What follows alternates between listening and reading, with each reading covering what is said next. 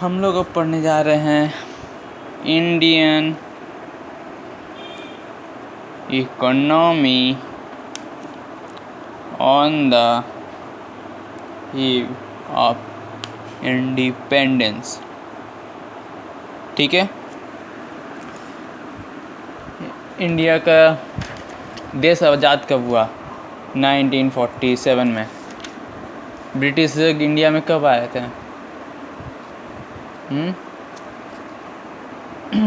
1757 में। हमारे पूर्वज बोलते थे कि ब्रिटिशर्स हमारे इंडिया में 200 साल आके राज किए, लेकिन नहीं, वो लोग 190 साल राज किए। ठीक है, पहले वो लोग ने ईस्ट इंडिया कंपनी के दौर पे कलकत्ता आए थे। उस समय बैटल ऑफ प्लासी हुआ, फिर लोग ने कलकत्ता पे कब्जा किया, धीरे धीरे पूरे इंडिया पे कब्जा करना शुरू किया। ठीक है, इस चैप्टर में हम लोग को इस कुछ 7 टॉपिक्स को ज़्यादा कवर करने हैं। Number 1, agriculture sector, economic development, industrial sector, foreign trade, occupational structure, infrastructure and demographic condition. पहले आते हैं एग्रीकल्चर सेक्टर पे। एग्रीकल्चर सेक्टर में क्या होता है? लोग खेती वेती पे डिपेंड होते हैं। पहले जब हमारा देश आज़ाद नहीं था तो हम लोग क्या करते थे, या देश आज़ाद होने के बाद क्या किए? खेती करते थे। हमारा 85% ऑफ पॉपुलेशन किस पे ज़िंदा था? एग्रीकल्चर पे। ठीक है, एग्रीकल्चर ही एकमात्र था हम लोग का मेन सोर्स ज़िंदा रहने का। लेकिन एग्रीकल्चर का क्या था? अगर बरसात पानी मिला अच्छे से तो अच्छा फसल होगा कि, ठीक है, इस नहीं हुआ तो अच्छा नहीं होगा। तो इसलिए लो लेवल प्रोडक्टिविटी था, हाई डिग्री ऑफ वेनेबिलिटी था, मतलब हाई रिस्क था। अगर कीड़े लग गए तो फसल ख़राब हो गया तो कैसे लोग रहेंगे। लेकिन जब ब्रिटिशर आए थे उस समय जिम्मेदारी लगते थे लैंड सेटलमेंट का। मलवारी, ठीक है, ज़मींदारी। ब्रिटिशर के क्या करते थे, एक गांव में एक ज़मींदार रख देता था जो रेवेन्यू वसूल करता था फार्मर से।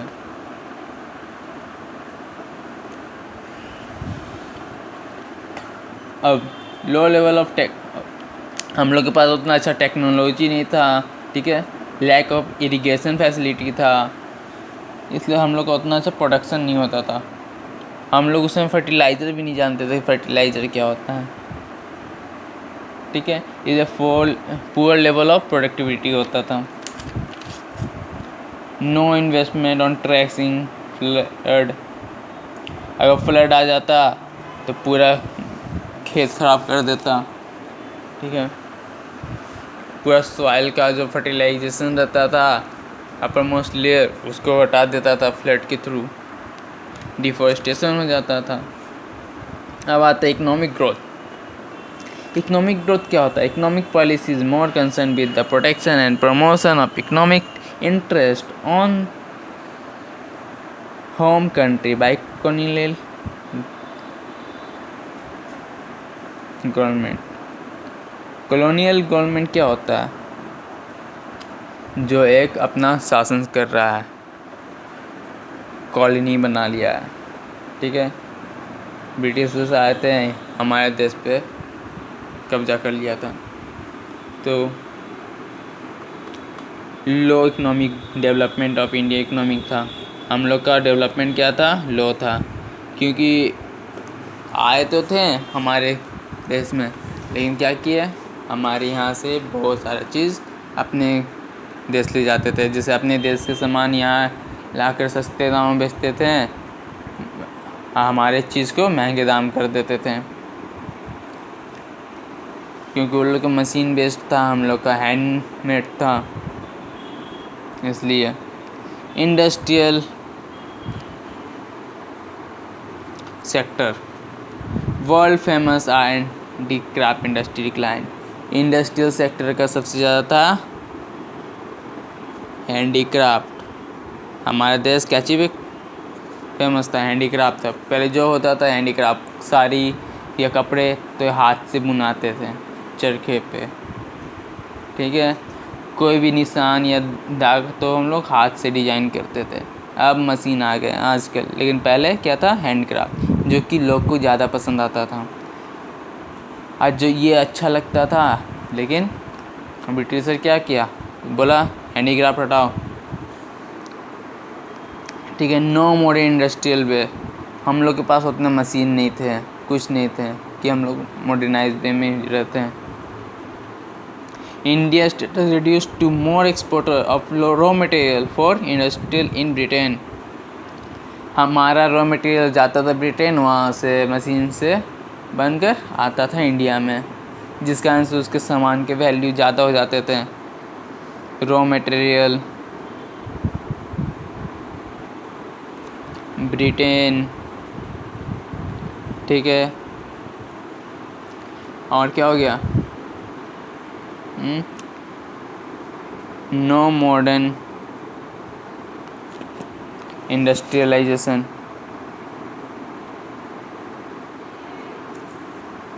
अब फॉरेन ट्रेड में क्या? Exporter of primary product such as raw silk, cotton, wood, sugar, indigo. अब एक चीज़ तो पता होगा, ब्रिटिशर्स आए थे इंडिया में, लेकिन फार्मर्स को क्या बोलते थे? इंडिगो प्लांट सबसे ज़्यादा उगाने के लिए, ठीक है। सिल्क, मलमल, लकड़ियाँ पेड़े काट के यहाँ से ले जाते थे, ठीक। इंपोर्ट कराते थे finish goods, consume goods produced in Britain. आज जो सामान बनते थे ब्रिटेन में आते थे इंडिया, ब्रिटेन में बना इंडिया में आया तो यहाँ के महंगे मिले, कॉस्ट हाई रहता था। यहाँ से तो कॉस्ट लो फ्री में लेके गया, बस उन लोग को क्या चाहिए? एक्सपोर्टर में जो कॉस्ट लगा वही, जो कि लो रहता था। अब colonial government maintain a monopoly control over India exporter and import. अब ब्रिटिश से जो थे हमारे कपड़ों पे, हमारे सामान पे ज़्यादा टैरिफ लगाते थे। अब उधर से जो आता था उस पर कोई लो टैरिफ, जिस कारण से हमारे कॉस्ट महंगे हो जाते हैं और कॉस्ट कम रहते हैं सस्ते में। India generate large export surplus just by colonial government on their own occupational structure. Agriculture structure accounted for the largest share of 75% of workforce, manufacturing 10% and service sector में occupational sector क्या था? सब ज़्यादा तो एग्रीकल्चर में थे 75%, 85%, ठीक है। फिर इंडस्ट्रियल सेक्टर में आ गए 10%, इंडस्ट्रियल सेक्टर में 10%, सर्विस सेक्टर में 15%, ठीक है ना। इंफ्रास्ट्रक्चर, हमारे पास रेलवेज पहले नहीं थे तो दिक्कत होता था, तो ब्रिटिशर्स ने क्या किया? रेलवे ब्रिज बनवाया, रेलवे लाइंस इंट्रोड्यूस किया रेलवेज को। तो रेलवे इंट्रोड्यूस कब हुआ? इंट्रोड्यूस्ड कब हुआ? 1850 में। 1850 में सबसे पहला ट्रेन कहाँ चला? मुंबई टू थाने, ठीक है।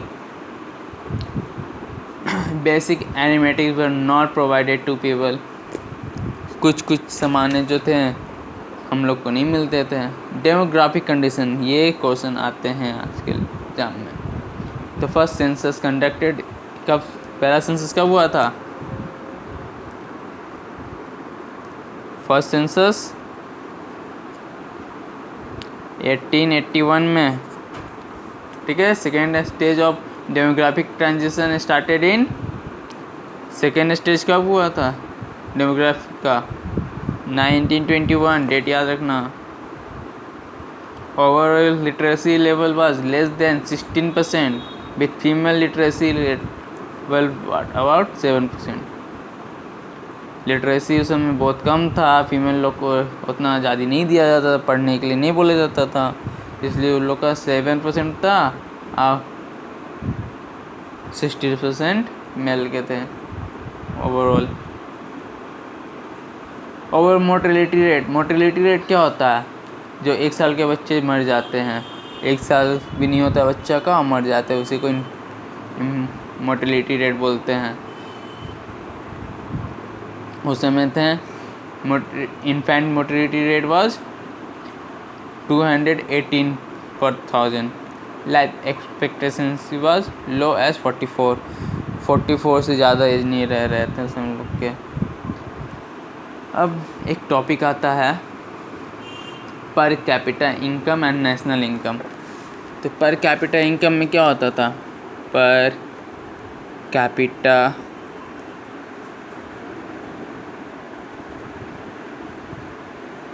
and national income. No effort by British colonial government to measure. Individual attempt made by some economists. Significant effort by Dadabhai Naoroji and B.K.R.V. Rao. ये लोग जो थे दादाभाई नौरोजी या B.K.R.V. राव जो अपना एफर्ट लगाते थे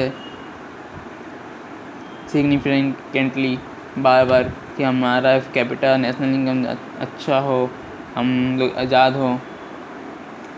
national individual attempt made by some economics, बार हम लोग का इंडिविजुअल एक करके अटेम्प्ट बन रहा था। Low level of growth of per capita about output and aggregate real output. Low level growth हो रहा था कैपिटा आउटपुट का, एग्रीगेट का। अच्छा, फीचर्स भी कभी कभी आ जाते हैं, फीचर्स ऑफ इंडियन इकोनॉमी। तो पहला क्या था? हम लोग बहुत बैकवर्ड थे एंड स्टैग्नेंट इकोनॉमिक। नंबर 2 था हम लोग डिपेंडेंट इकोनॉमिक थे, हम लोग डिपेंडेंट थे क्या चीज़ पे? एग्रीकल्चर पे। डिप्लेटेड, हम लोग का डिप्लेटेड था इकोनॉमिक। डिसइंटीग्रेटेड इकोनॉमिक था, डिसइंटीग्रेटेड